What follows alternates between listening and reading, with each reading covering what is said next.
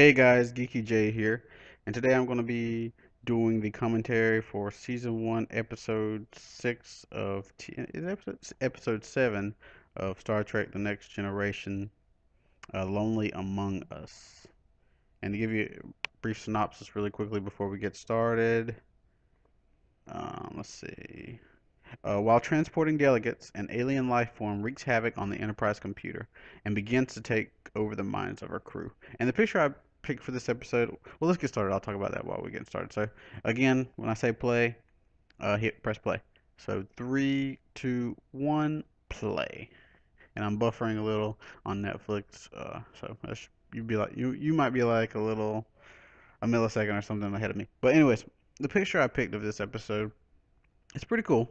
It's got the crew. Well, you just look. It has the crew all being shocked by blue electricity. I thought it was a pretty cool picture, and that's why I chose it.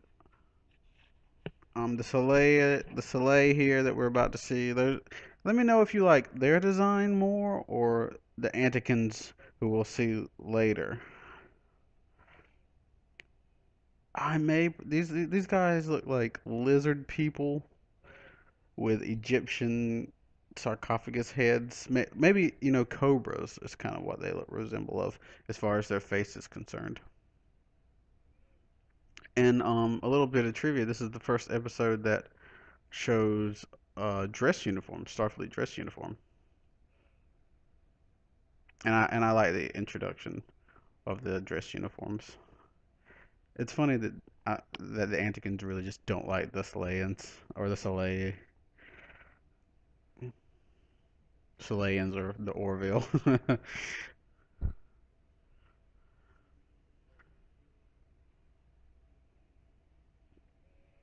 Wow, they do not like the Antikins. That's pretty hilarious. I wonder if uh why they're all wearing red. That must be. I wonder if that's their dress uniform or what. What I don't like is when a species it wears the exact same thing.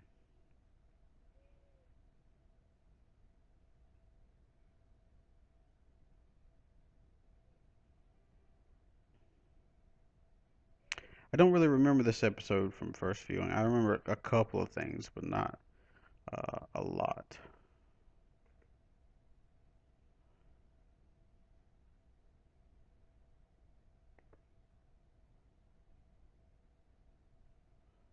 Economic systems.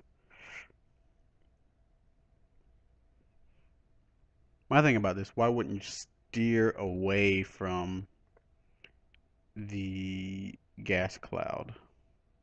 Why go toward it?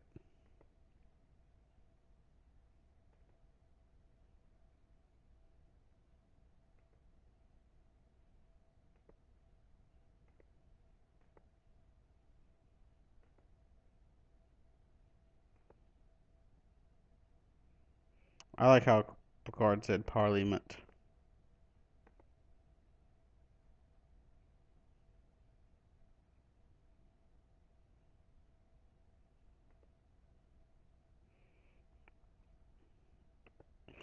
Learn, learn, learn. Do you guys actually know what Worf's duties were during this first season, or what rank he held and everything like that? Let me know in the comments below.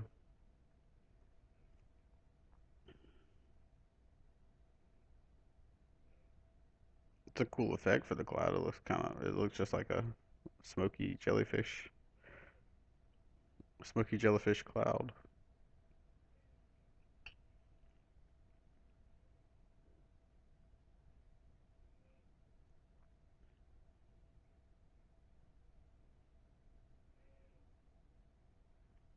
I like that they changed Worf's sash. I think it's season 2. I could be wrong, but I think it's season 2 when he gets the one that we all they used for the rest of the series. I prefer that one to this one. Oh, that sucks. Oh, Worf's face is hilarious. Oh dang, it knocks him clear across the room.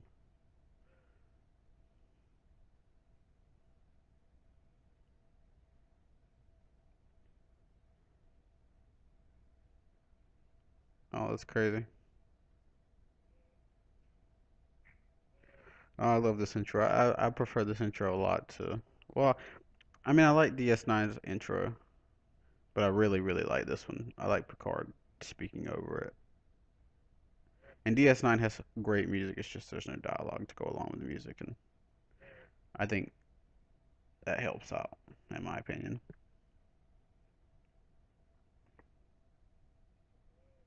Starship Enterprise, guys. Which is your favorite starship? Let me know down below.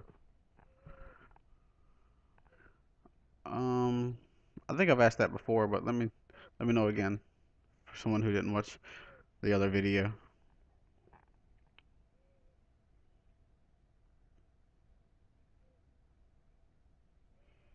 I mean, this just the music here just seems very sci-fi-ish yet very triumphant.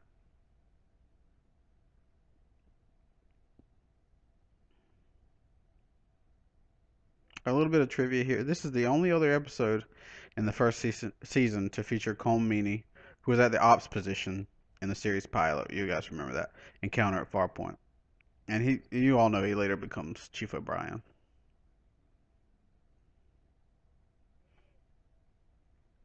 And like I said, this was the first episode to feature dress uniforms, and these are the dress uniforms worn throughout the series, including in Deep Space Nine and Voyager.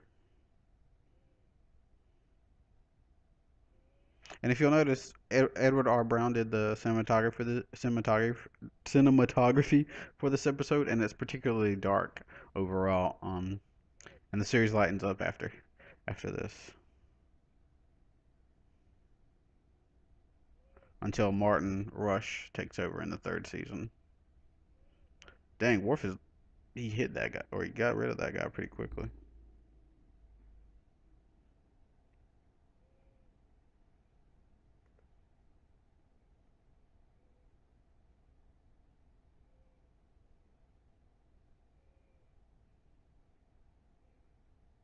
So for when Jordy was checking over Worf to check his pulse, you could see the rubber outline of the makeup, and it's clearly visible between his left eye and ear.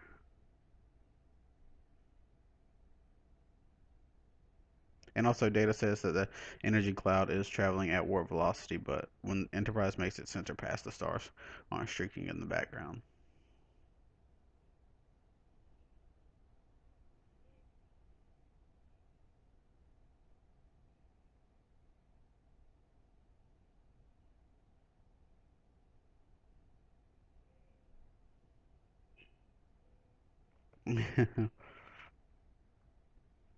Oh yeah, they prefer live meat. Yeah, live animals.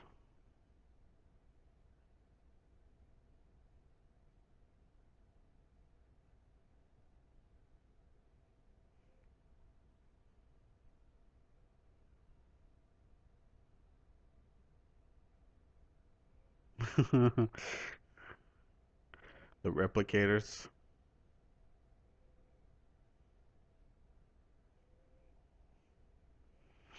Oh, how awesome would it be to have transporters and replicators? Oh, you think this is barbaric? Oh, okay. Another fun fact about this. Not really.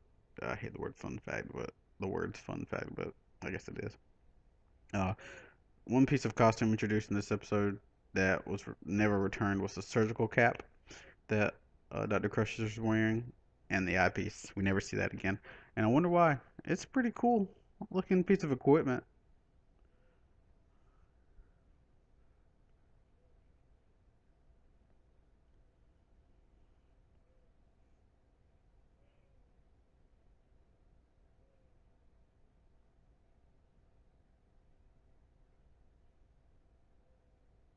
Hmm. Went into Beverly.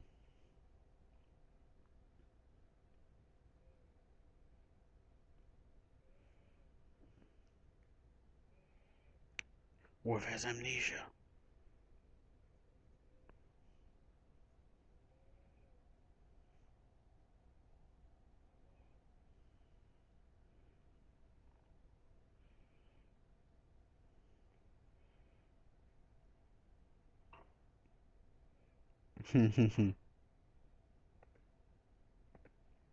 Again, I'll give you a brief synopsis one more time just to refresh you. While transporting the delegates, an alien life form wreaks havoc on the Enterprise crew and begins to take over the minds of our crew. Enterprise computer, sorry. Oh, wait, is this the same space sweater that Wesley was wearing before?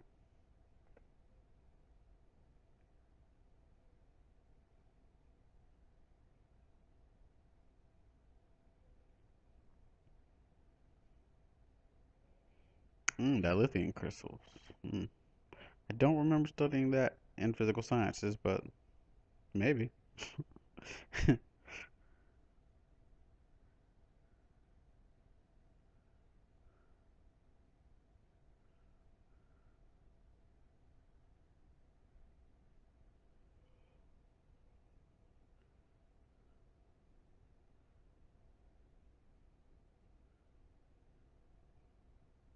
Hmm.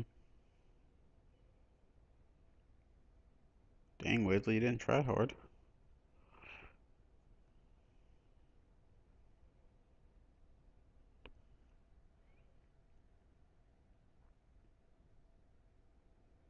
What's she gonna do with Jordy?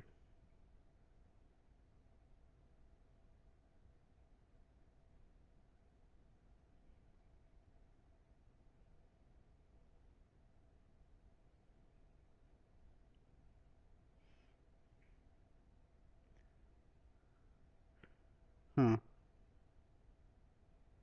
She's acting really strange.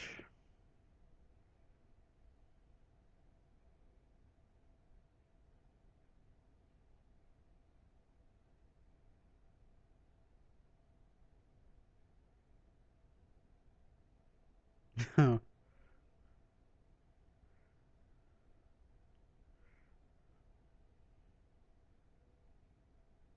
on, you must notice she's acting really weird.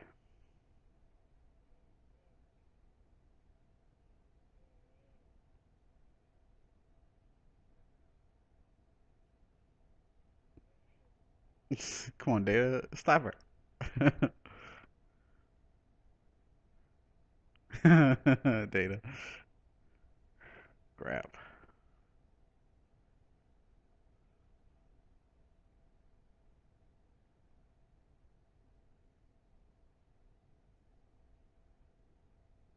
Yep, very wrong, Data.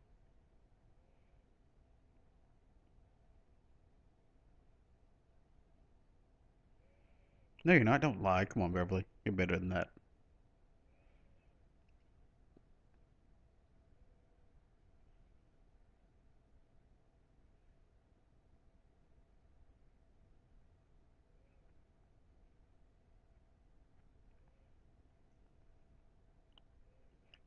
I doubt you'll. Oh, yep, not that station either. Either.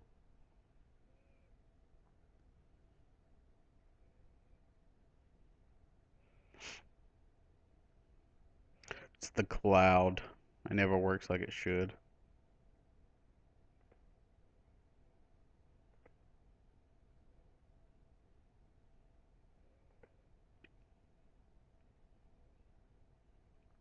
Negligible, sir. I, I was close.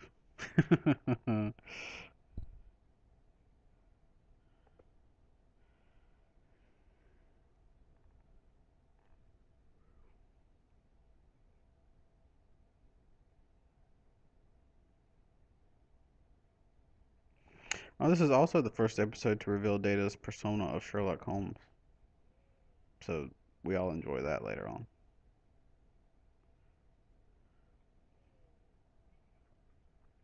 I didn't catch the guy on the right's name or who he is.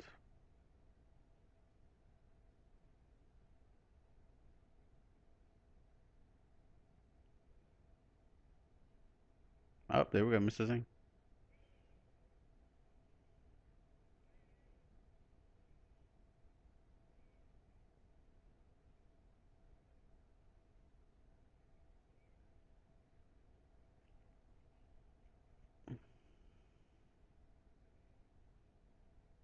I wonder why they didn't just have Chief Engineer Argyle there. Parliament. Parliament.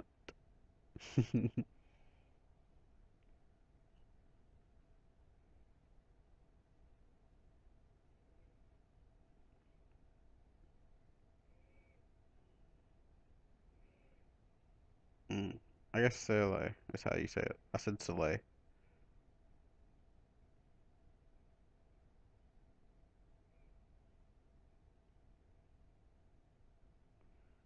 I think that I don't like that the mouth isn't 100% there, but that would have probably been hard to, or 100% matching up with what he's saying. They're kind of like Yetis and I don't know, cross between something like dog, maybe.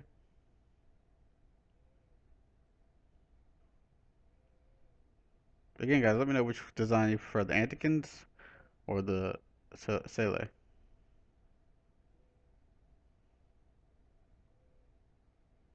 See how his voice, his mouth doesn't like it's not opening wide enough. That that's fine. You know, I'm pretty sure it was hard enough designing that costume.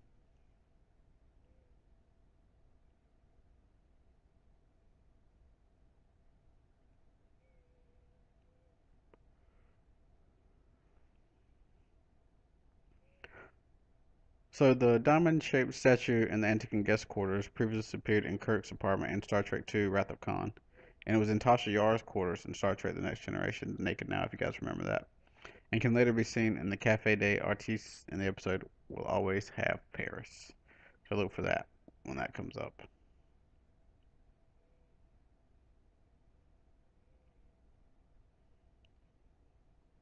And what do you guys think about the space paintings on uh, the ship, the Enterprise?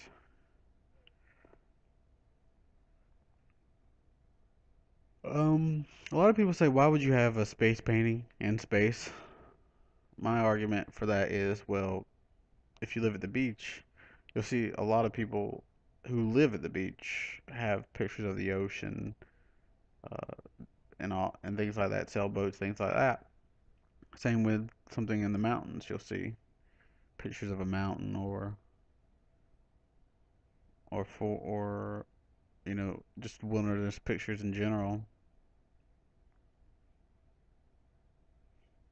I mean, people who live on Earth have pictures of Earth. So I'd argue that if you're in space, you like space, so why not have space paintings?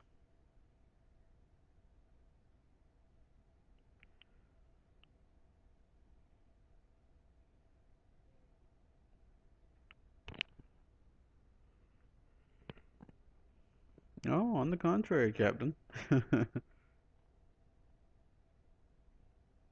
Data. His face is awesome in that part, in that moment.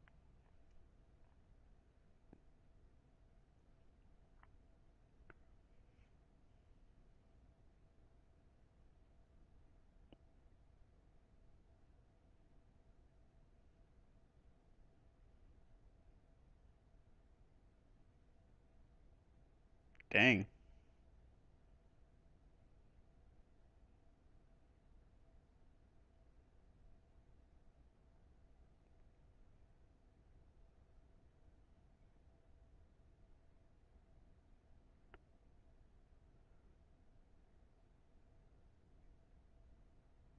Captain's orders are captain's orders.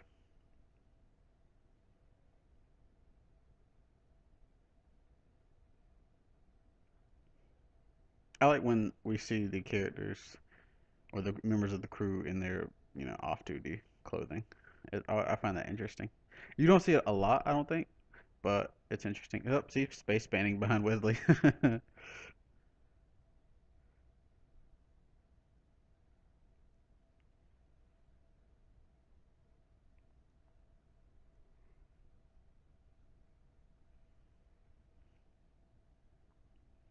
I wonder who painted all these pictures or paintings.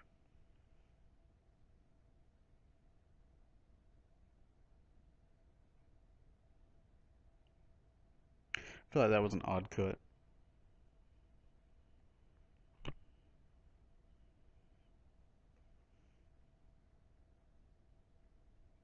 Oh, he's getting shocked.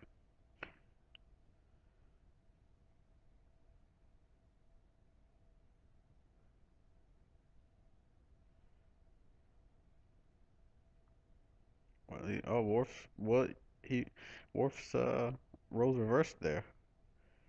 Not necessarily with Geordi, but Worf's the one doing the checking.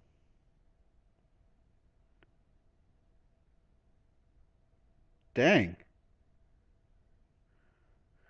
Mr. Singh, very disposable. Didn't think that was going to happen. I don't remember that happening, but I guess that's why we never see him again.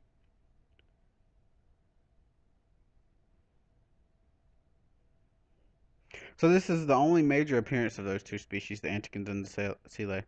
They continue to be used as background characters in other episodes of TNG and Deep Space Nine. I don't really remember them in Deep Space Nine. And so the prop used for the Antikin hunting device we saw was later used as a coil spanner in the Star Trek Voyager meld. I wouldn't know about that since I haven't watched Voyager.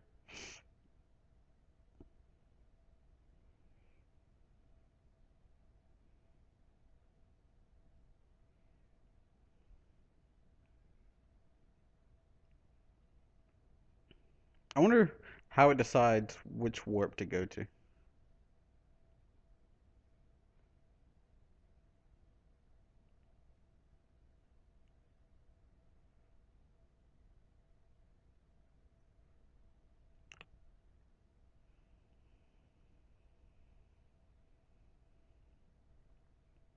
So following the airing of this episode, fans wrote in to complain about a scene referencing cannibalism.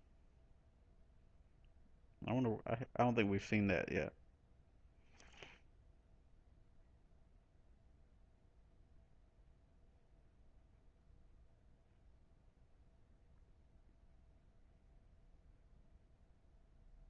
Okay, that might be it right there. The original story by Michael Halpern contained a different subplot involving a problem with the dilithium in the warp drive of the Enterprise.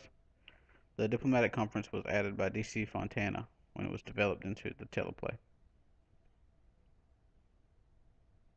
And this is also the first episode of TNG where a crewman dies on board the Enterprise.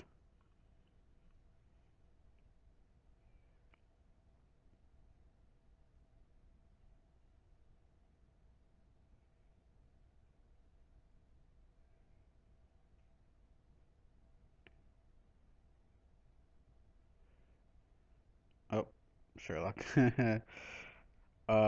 Michael Westmore repainted the Soleil masks prior to reusing them in order to give the scales more of a three-dimensional look.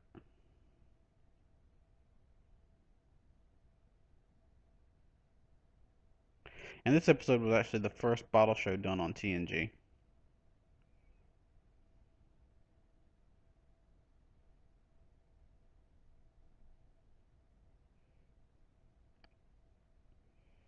My dear Watson. Kavi Raz was not available for the shooting of a scene in which Singh is seen in the background. The production staff saw this by putting a wig on a chair as a photo double.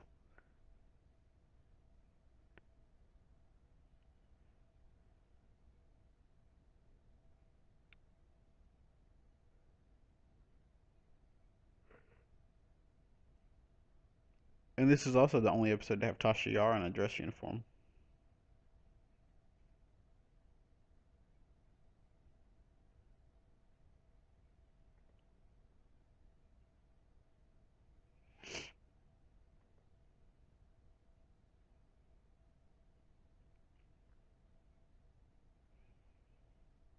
Did it go back into her? I didn't. I missed that if it did. Oh no, they just hypnotized her, I guess.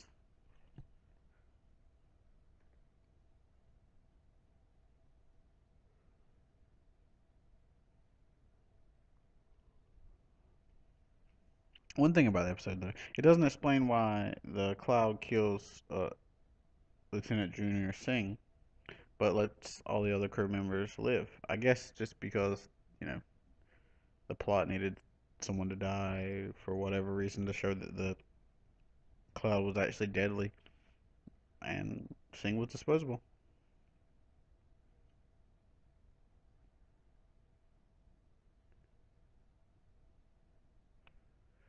Get out of my mind. I think just does her little belt change color? I guess she has a different. I guess she does use different color uniforms, but it's the same overall design.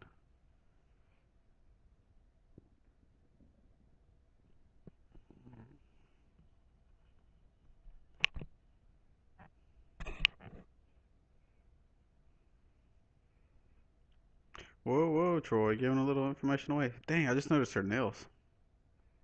That can't be Starfleet regulation to have nails like that.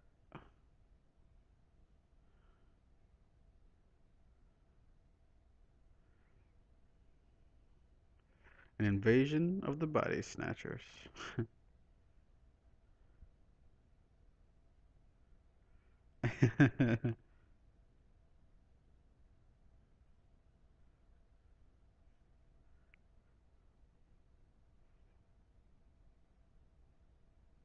What?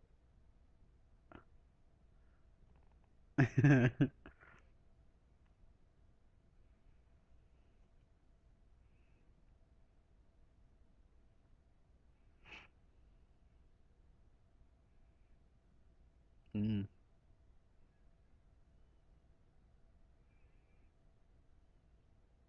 that old axiom. Improbable and unlikely. Mm, yes. Picard's face. I always wondered. I don't think we ever see Picard feed that fish. Is it a real fish? Is it a projection, or why a lionfish to a poisonous one? I think that's a lionfish. I could be wrong, but that's what I think it is.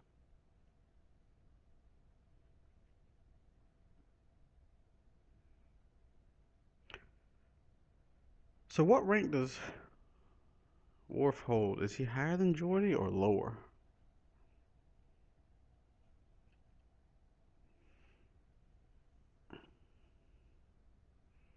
I mean, it would appear that Worf was in charge there. Oh no, it's in the captain.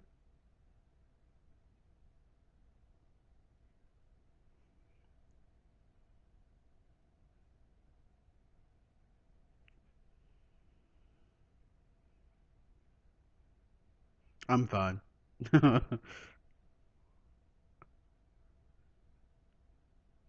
uh, you can immediately see the change on his face. That's pretty good acting.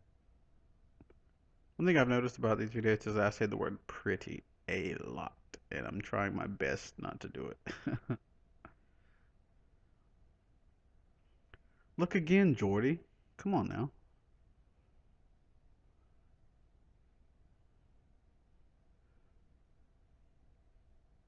The one thing I could complain, or I'm not a big fan of the colors used on the bridge.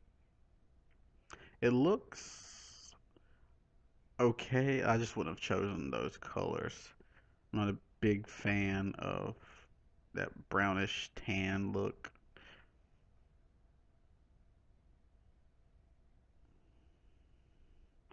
I went with more of a gray or something in that, and definitely not that pinkish color on the carpet.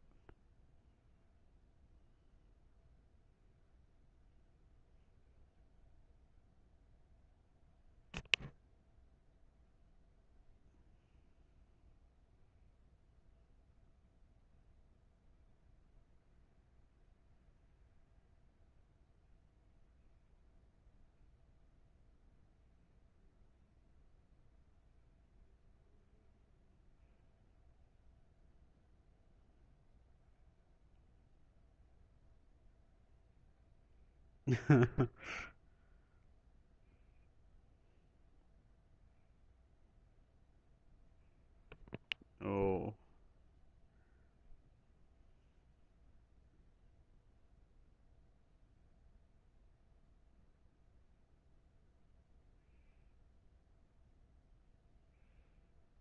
I wonder if they just added the voice in post. Oh, there goes O'Brien. I didn't.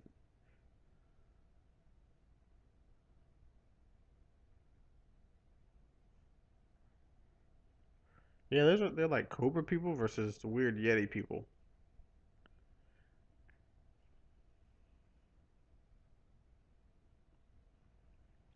So we can see a model of an original USS Enterprise shuttlecraft right there.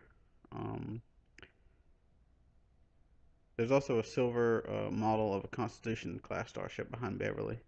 That I don't know if they'll zoom back to it, but we saw it a little earlier in this scene. There we go. There it is. You can see the starship more prominently in Star Trek: The Next Generation: The Battle.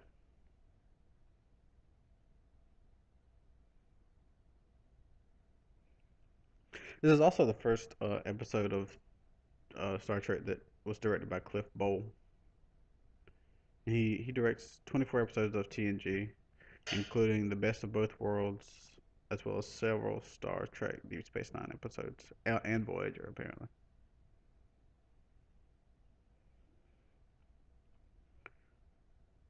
Yeah, I was about to say you could do that, Beverly.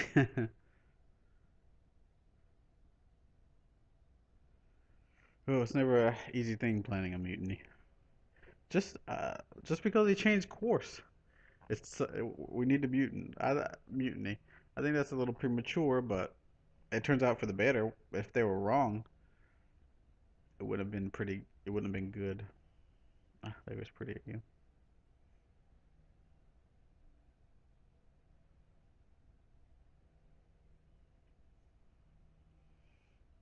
I wonder when the scene will happen. I guess towards the end it'll happen where we see the electricity running through everyone.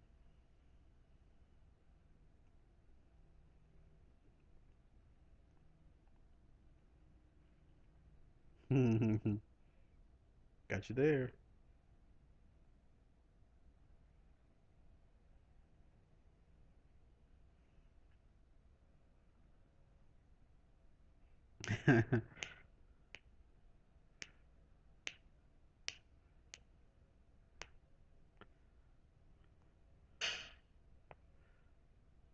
Again, if they were wrong, that's what just sucked.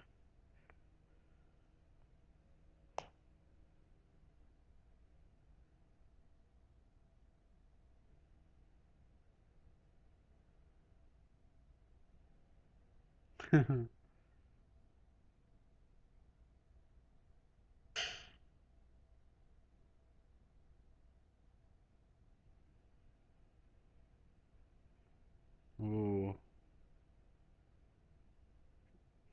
reverse psychology on her a little bit there.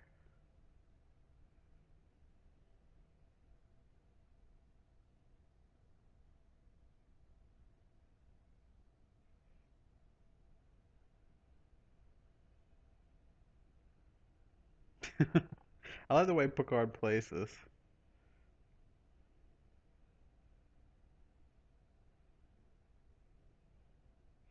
I wonder what they thought was going to happen there.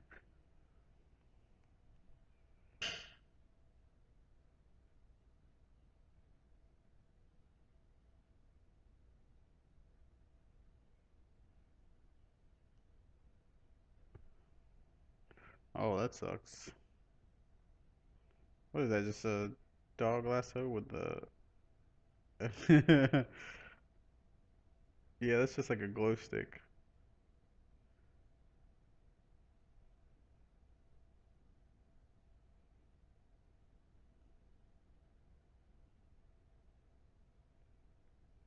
Yeah, I think that's a lionfish in the little aquarium there.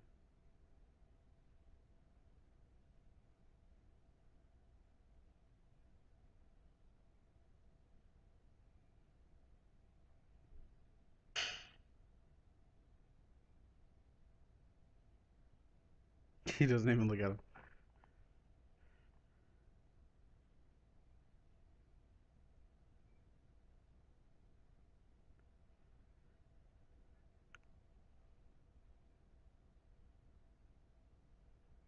If he wasn't John Luke, why would he?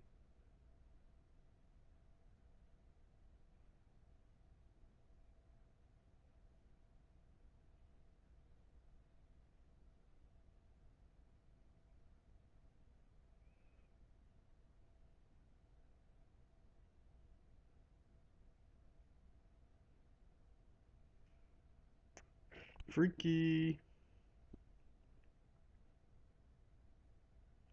Okay, we're back to the cloud now. She should have immediately told Riker. She might have. We just haven't seen it yet.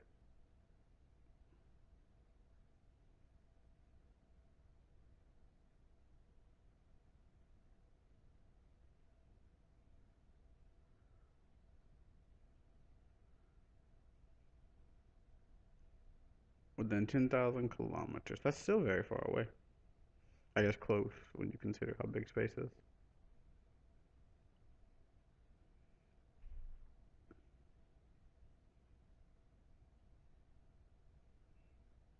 Already underway, huh?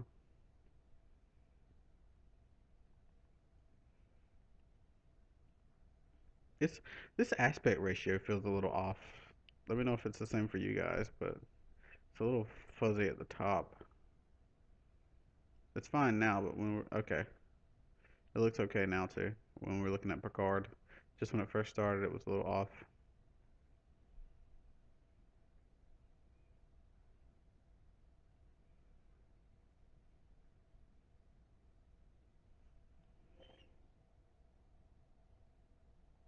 Mm-hmm. So he's just giving a little explanation of everything that happened so far. Who's that? I don't know who those guys are in the back there. I don't think we've seen them before.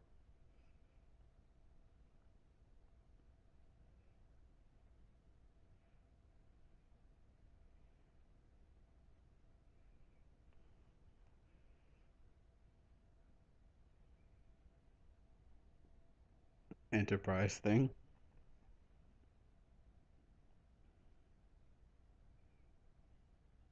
Okay, so it's accidental.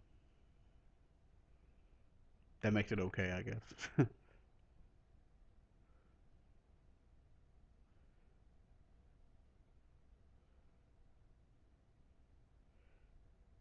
Beverly, why didn't you say anything before you even got there?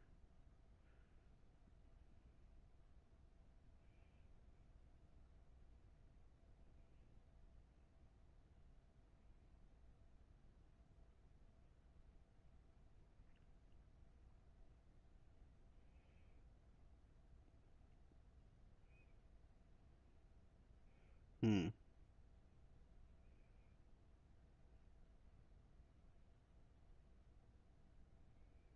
Oh, what's gonna happen?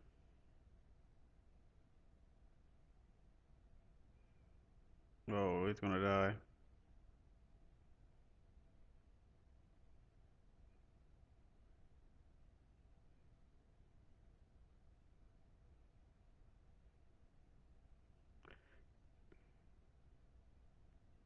That does not sound okay.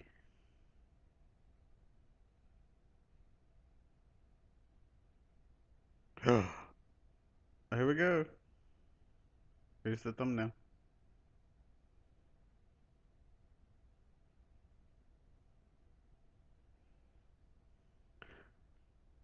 This is the first time, maybe the last time that he's relieved of duty by Beverly.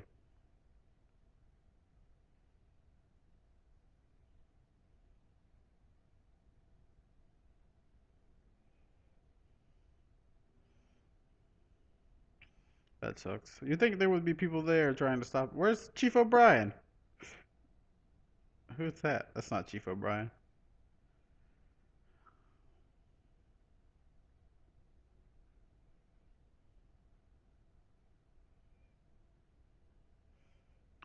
Yeah, I don't remember this. Like I said, I don't remember much of the first season anyway, so it's like seeing it again for the first time.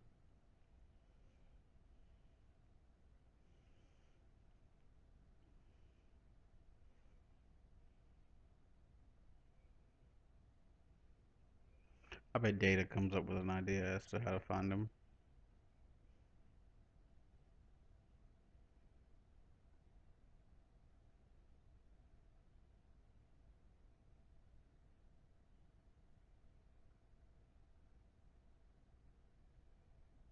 Yeah, I guess those are the same guys back there now as they were before. No, they're gonna leave him.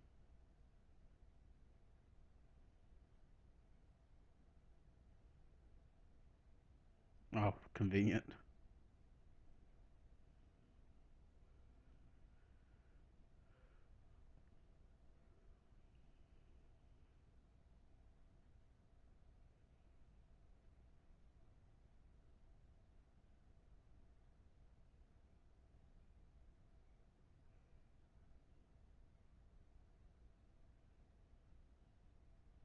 See, I knew Data would figure out a way.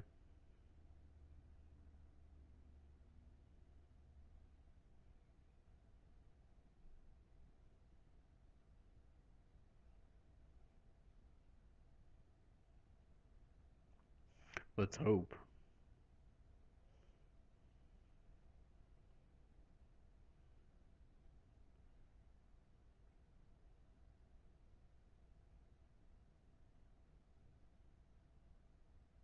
So he can send a message to you, but you can't send a message to him.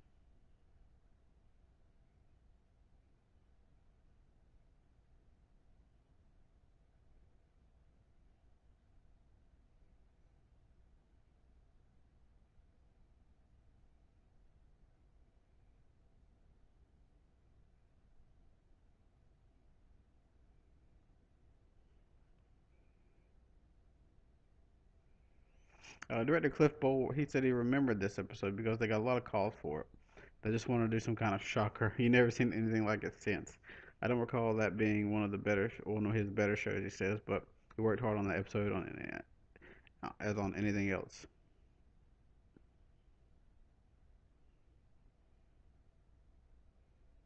Stunt actor John Muir can be seen here. He previously doubled for William Shatner in Star Trek III: Search for Spock and The Voyage Home.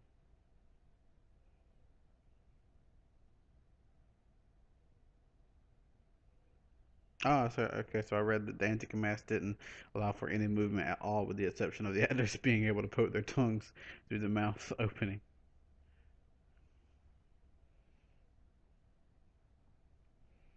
Yeah, you really do have no choice. Gratefully, it worked out. Mark Elaimo, I guess that's how you say his name, went uncredited for the Antican, commenting that the reason was I wasn't sure how it was going to turn out. Well, his the reason why he went uncredited was because he said he wasn't sure how it was going to turn out. So he asked him not to put his name on it, but he says it turned out to be fun.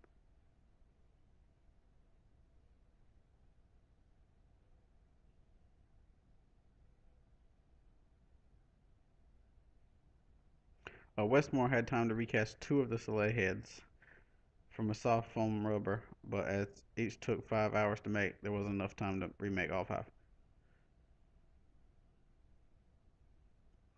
The heavier versions are worn by the sleigh actors in the background. So is this the same Picard, or is it, so did they just is this a wholly different Picard than left, or how does that work?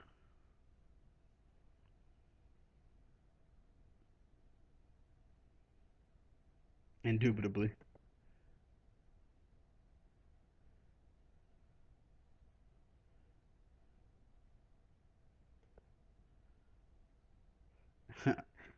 I find it funny that they don't tell them what happened.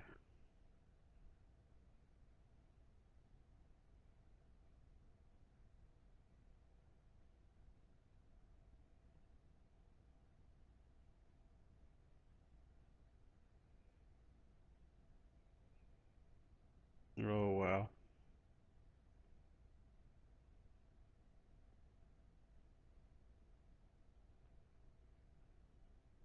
Usually you'd think Captain Picard would want to handle this himself,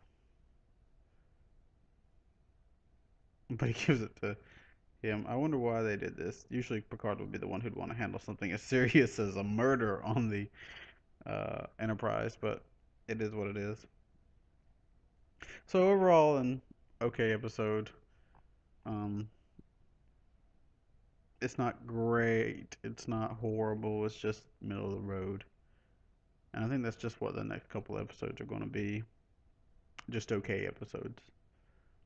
But there's some interesting stuff nonetheless, and it does take us to season two. So, anyways, guys, that was that episode. Look out for the next one. Thanks for watching and listening. Really, just take care. Have a good one. Talk to you later. Bye.